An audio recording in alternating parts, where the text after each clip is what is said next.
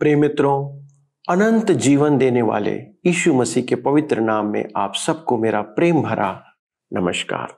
इस समय आप सत्य वचन कार्यक्रम देख रहे हैं। मेरा विश्वास है कि जितने भी दर्शक इस कार्यक्रम से निरंतर जुड़े हैं वे परमेश्वर के वचन का आनंद ले रहे हैं और जीवन में परमेश्वर की अपरंपार आशीष व सुकून को महसूस कर रहे हैं। हम चाहते हैं कि हर एक दर्शक अपने रचयिता के स्वभाव को जाने, ताकि परमेश्वर जो हमारा रचने वाला है उसकी आशीषों के हम योग्य बने। सत्य वचन जीवन के सत्य को हमारे सामने रखता है कि हम जीवन के अंधकार से ज्योति में आ सके। मित्रों, आज जिधर भी अपनी नजर को हम उठाते हैं तो मनुष्य के बीच असंतोष, भय, अशांति, आपस में बैर रखना, छल करना आदि दिखाई देता है। जबकि इस मनुष्य को हम एक सामाजिक और नैतिक प्राणी मानते हैं और जानते हैं, तो फिर ये सब बातें ऐसी क्यों हो रही हैं? क्यों हमारे बीच में अधर्म बढ़ता जा रहा है? ये किसी जाति, धर्म या वर्ग का विषय नहीं है, परंतु संपूर्ण मानव जाति का विषय है और एक व्यक्ति का विषय है। ये मेरा और आपका विषय है। आज के सत्य वचन कार्यक्रम में हम इसी विषय पर यूहन्ना रचित सुसमाचार से चर्चा करेंगे।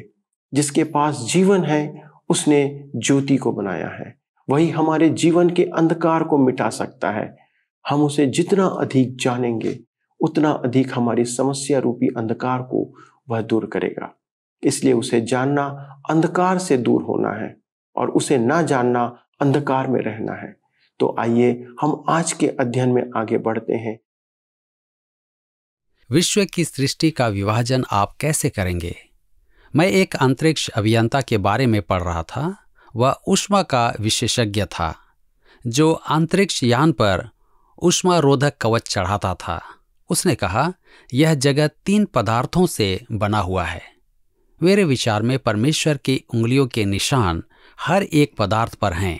त्रिएक परमेश्वर सर्वव्यापी है। उसने अपने इस कथन की व्याख्या की, यह संसार समय, अंतरिक्ष और पदार्थ से बना हुआ है। क्या आप चौथा अवयव सुझा सकते हैं? समय 3 भागों में विभाजित है, भूतकाल, वर्तमान काल और भविष्यत काल। क्या समय का चौथा भाग भी है? अंतरिक्ष भी 3 भागों में विभाजित है, लंबाई, चौड़ाई और ऊंचाई। क्या चौथा कुछ है? इसी प्रकार पदार्थ भी ऊर्जा, गति और तत्व में विभाजित है। अतः हमारा जगत त्रिएकत्व के चरित्र चित्रण को धारण किए हुए है। आइए हम देखेंगे देह धारण इस अवलोकन में कैसे सुसंगत होता है। पहला है समय। आदि में वचन था और वचन परमेश्वर के साथ था। दूसरा, अंतरिक्ष। वचन देहधारी होकर अंतरिक्ष में आया। कहाँ? बेतलहम में, और हमारे बीच में डेरा किया। हमने उसकी महिमा देखी, अनुग्रह और सच्चाई से परिपूर्ण। तीसरी बात, पदार्थ। परमेश्वर को किसी ने कभी नहीं देखा।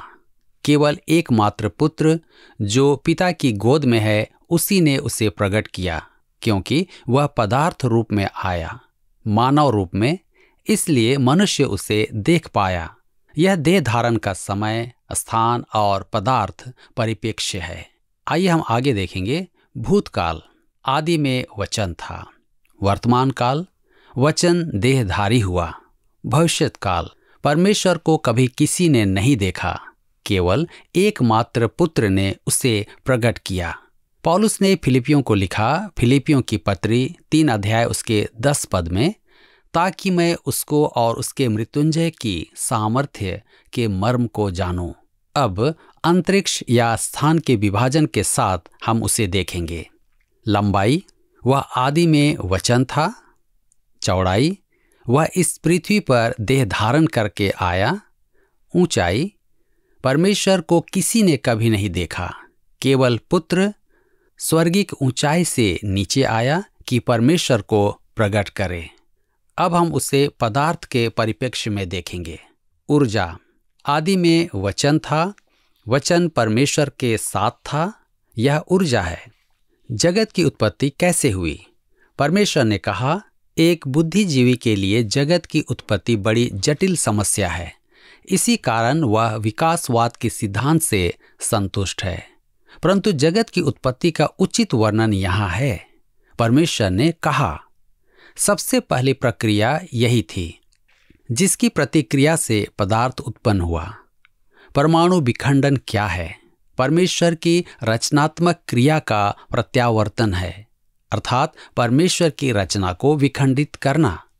परमाणु पदार्थ का सबसे छोटा भाग है। यदि इसे विखंडित किया जाए तो ऊर्जा प्राप्त होती है। यही ऊर्जा पदार्थ में बदल जाती है, तो वह परमेश्वर की रचना है। आदि में वचन था, वचन परमेश्वर के साथ था, वचन परमेश्वर था। आगे देखते हैं गति। वचन देहधारी होकर स्वर्ग की महिमा से उतरकर पृथ्वी पर आया। दूसरा है तत्व। परमेश्वर देहधारी हुआ।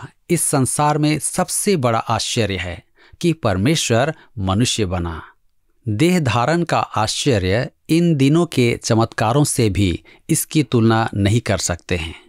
ये कथन हम में से किसी से भी बड़े हैं, फिर भी वे इतने सरल हैं। हमने उन्हें पढ़ा, शायद उन्हें कंठस्थ कर लिया है, फिर भी कोई मनुष्य उनकी गहराइयों में नहीं उतर सकता। आदि में वचन था, वचन परमेश्वर के साथ था, वचन परमेश्वर था, और वचन देहधारी हुआ और हमारे बीच में रहा, और हमने उसकी ऐसी महिमा देखी जैसे पिता के एकलौते पुत्र की महिमा, अनुग्रह और सच्चाई से भरपूर। किसी ने परमेश्वर को कभी नहीं देखा, सिर्फ एकलौते पुत्र जो पिता की गोद में है, उसने उसे प्रकट किया। पद 1, पद 14 और पद 18 मुख्य निर्माण खंड हैं। अब इनको जोड़ने वाले पदार्थ को देखिए। आइए हम पढ़ते हैं यूहन्ना रचित सुसमाचार 1 अध्याय उसके 3 पद में। यहाँ पर इस प्रकार से लिखा हुआ है, सब कुछ उसी के द्वारा उत्पन्न हुआ, और जो कुछ उत्पन्न हुआ है उसमें से कोई भी वस्तु उसके बिना उत्पन्न नहीं हुई। प्रभु यीशु मसीह सृष्टिकर्ता है। वह न केवल बैतलहम के पहले अस्तित्व में था, परंतु उसने ही सारे जगत की सृष्टि की। यहाँ तक कि मनुष्यों ने जो सामान बैतलहम को बनाने में प्रयोग किया, वह भी उसी की सृष्टि थी। वह आदि में था, उसी ने जगत की रचना की। उसके बिना कुछ नहीं सृजा गया था। यूहन्ना रचित सुसमाचार उसके 1 अध्याय उसके 4 पद में आगे लिखा हुआ है, उसमें जीवन था और वह जीवन मनुष्यों की ज्योति था। अब हमारे सामने 2 मूल तथ्य आते हैं, ज्योति और जीवन। जीवन हमारे चारों ओर दिखाई देता है, परंतु क्या आप समझा सकते हैं कि जीवन क्या है?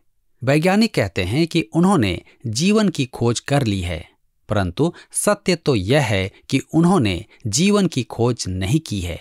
उन्होंने जीवन का विकास देखा है। इस विकास का कारण जीवन है। जीवन, हम इसे हर जगह देखते हैं। आप जंगल में बाहर जाते हैं तो वहां भी जीवन है। आप इसे चारों तरफ देखते हैं, लेकिन क्या आप इसकी व्याख्या कर सकते हैं? दूसरा सर्वव्यापी तथ्य है ज्योति। यह ज्योति या प्रकाश क्या है? आज वैज्ञानिक आधुनिक उपकरणों द्वारा भी ज्योति का पता नहीं पा रहे हैं। वे केवल ज्योति की किरणों को या तरंगों को ही देख पाते हैं। ज्योति किसी माध्यम से उन स्थानों तक पहुंचती है और तरंगों को भी रोक देती है। तो संसार में ज्योति क्या है? आज हम उन वस्तुओं से निपट रहे हैं जो मौलिक हैं। हालांकि आज मनुष्य उनकी सभी वैज्ञानिक गैजेट और उनके बारे में बहुत कम जानते हैं। मित्रों, मसीह यीशु में जीवन था और वह जीवन मनुष्य की ज्योति था। संपूर्ण जीवन उसी में है।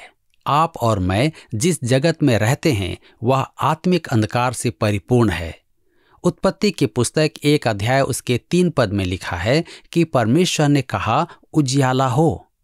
उसने ज्योति के स्रोतों को सड़क की बत्तियों के समान स्थापित कर दिया। अंतरिक्ष में अनेक ऐसे स्थान हैं जहां गहन अंधकार है, क्योंकि वहां ज्योति नहीं है। इस अंधकार से भी बढ़कर आत्मिक अंधकार है। यहाँ सूर्य के रहते ज्योति है और सूर्य के अस्त हो जाने के बाद अंधकार छा जाता है। परंतु आत्मिक अंधकार 24 घंटे बना रहता है। ऐसे में मनुष्य परमेश्वर को नहीं जानता है, वह परमेश्वर से विद्रोह की स्थिति में है। पाप मनुष्य को अंधा बना देता है और वह परमेश्वर को नहीं देख पाता है। प्रभु यीशु में जीवन है और जब वह जीवन मनुष्य को मिल जाता है तब उसे ज्योति प्राप्त होती है। मसीह यीशु द्वारा दिया गया जीवन ही मनुष्य के मन में ज्योति जला सकता है। अविश्वासी में यह ज्योति नहीं है। इसी कारण जब आप यीशु की चर्चा उससे करते हैं तब वह कहता है, मेरी समझ में तो कुछ नहीं आता है। मैं आपको बताना चाहता हूं कि मैं जेल में कैदियों से भेंट करने चाहता था और उनसे खेल तथा अन्य विषयों पर चर्चा करता था। वे अन्य विषयों पर अधिक प्रफुल्लित होकर सुनते, परंतु ज्यों ही मैं आत्मिक विषयों पर आता त्यों ही उनके चेहरों पर अंधकार स्पष्ट दिखाई देने लगता। मुझे ऐसा लगता जैसे मैं मुर्दों से बातें कर रहा हूं। आज का संसार आत्मिक अंधकार में है। इस संसार में यदि ज्योति है तो वह केवल यीशु मसीह है। उसमें जीवन था और वह जीवन मनुष्यों की ज्योति था। यूहन्ना रचित सुसमाचार 1 अध्याय उसके 5 पद में आगे हम पढ़ते हैं, ज्योति अंधकार में चमकती है और अंधकार ने उसे ग्रहण न किया। अर्थात अंधकार में ज्योति चमकती है और अंधकार उसे समा न पाया। यही कारण है कि संसार अंधकार में है और वह ज्योति को देख नहीं पाता। मित्रों, भौतिक अवस्था में अंधकार और ज्योति एक साथ नहीं रह सकते हैं। ज्योति के आते ही अंधकार दूर हो जाता है और ज्योति के जाते ही अंधकार फिर छा जाता है।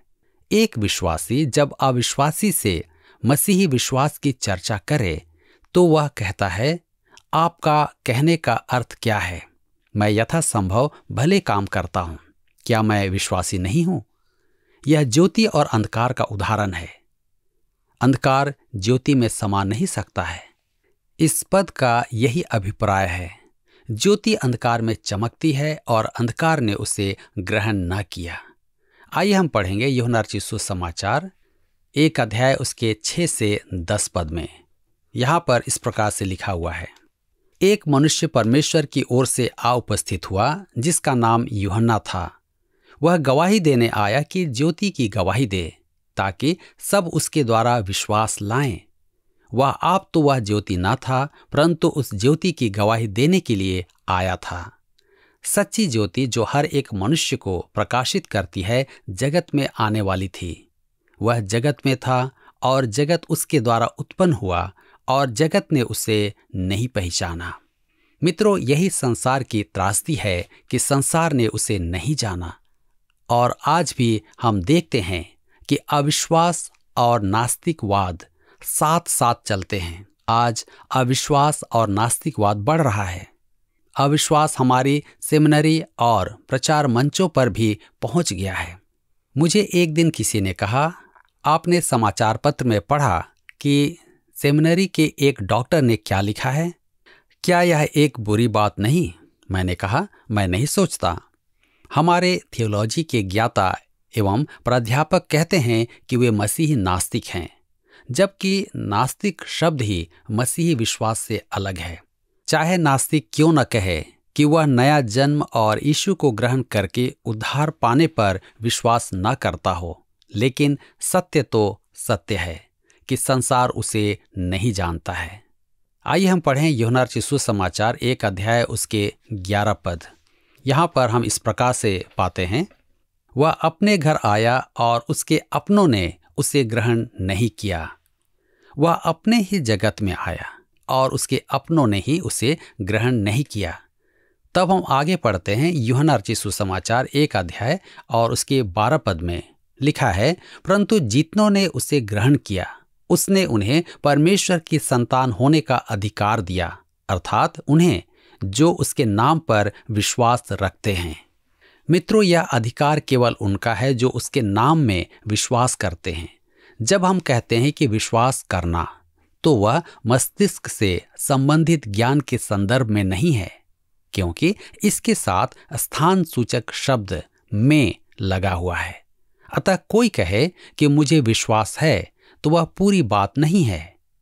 उदाहरण के लिए, यदि मैं कुर्सी के पास खड़ा होकर कहूं, मुझे आशा है कि मैं इसमें बैठ पाऊंगा, परंतु सत्य तो यह है कि मैं उस पर बैठा ही नहीं हूं। जब मैं उस पर बैठ जाऊंगा तब ही तो मुझे विश्वास होगा कि वह मेरा भार सहन कर सकती है या नहीं। इसी प्रकार यदि मैं कहूं कि मैं मसीह यीशु पर विश्वास करता हूं, तो मुझे उसमें कार्यरत भी होना है और उस पर निर्भर करना है कि वह मेरा उद्धार करता है। यहाँ पर प्रश्न यह नहीं कि कुर्सी के पास खड़े होकर के आप कहें कि मैं विश्वास करता हूं कि यीशु परमेश्वर का पुत्र है, लेकिन क्या वह आपका उद्धार करता है? क्या आप उस पर विश्वास करते हैं? क्या आप उस पर निर्भर हैं? जब मैं कुर्सी पर बैठा हूं तो ये कुर्सी मुझे पूरी तरह संभाले हुए है, इसलिए मैं कह सकता हूं कि मसीह मेरा उद्धार करता है। मैं उस पर निर्भर हूं और उसमें मेरा पूरा भरोसा है। प्रिय मित्रों, परमेश्वर का प्रेम हम मानव जाति के लिए कितना अद्भुत है। हम सब पाप के कारण जीवन के मूल अर्थ को खो चुके थे। हम नहीं जानते कि इस पाप से छुटकारा पाने के लिए हमें क्या करना है, अंधकारमय जीवन से ज्योति में कैसे आए। परमेश्वर को भी इसकी परवाह थी और एक दिन परमेश्वर दूर आसमान में योजना बनाते हैं कि हमें बचाने का उपाय करें।